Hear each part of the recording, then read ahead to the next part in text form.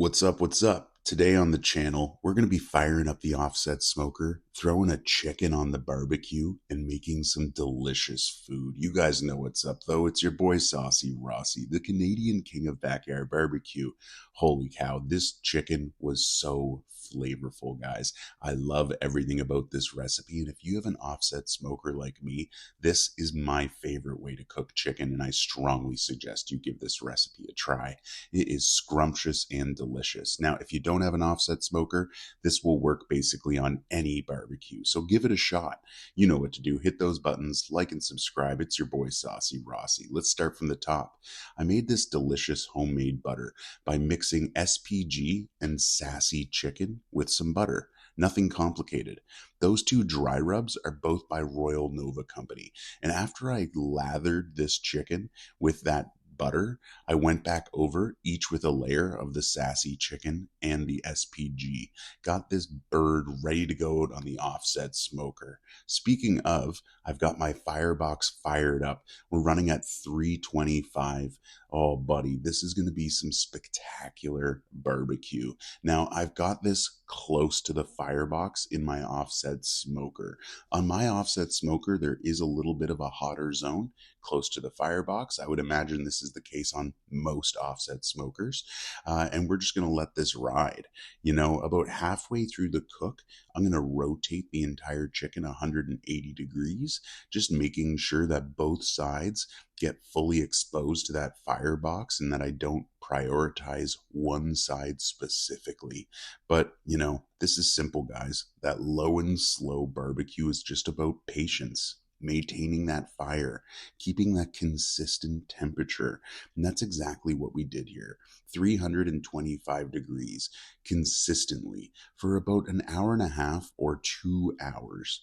That's all it's going to take, and you're going to get delicious flavor. Now that maple wood is just going to let off such a delicious, subtle smoke flavor that the chicken is totally going to just absorb. Holy cow. You can see it from the drumstick to the breast. That delicious barbecue seasoning is just looking spectacular. Holy cow. I actually didn't realize how good this looked until right now recording this, but man, oh man, this chicken is dripping its juices. They're looking spectacular. We got that butter under the skin as well, just to help keep things nice and moist. And as you can see here, this chicken is looking spectacular. Just, 10 out of 10. Now, what you basically want to do is wait until it at least passes 165. But personally, I find barbecue chicken is much better around 185. So that's what I try and bring my chicken up closer to. I always try and aim for the breasts around like 170 because you can overcook the chicken breast very easily here. But as you will see in just a quick moment, that's not the case. This is just absolutely scrumptious and delicious. You can see that skin. It's got that seasoning on there beautifully. That chicken wing that I pulled off right here is going to be absolutely scrumptious. And man, oh man, that chicken breast imparted with that smoky flavor.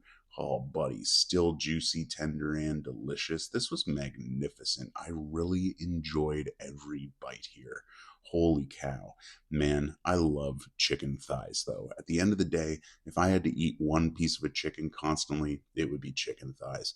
But I'm not crazy. I don't just eat the whole chicken whole every time. This time I made a nice little rice bowl, topped it with some barbecue sauce. We got some red onions, some garlic in there. It was layered in flavor, and I just really enjoyed it. Topped with some green onions. This was perfect.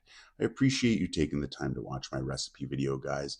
If you're still here watching, seriously, you're the best. Anyway, make sure you take care, stay safe, eat good food, all that stuff. And if you're watching this and you try any of my recipes, just let me know in the comments below. I absolutely love it.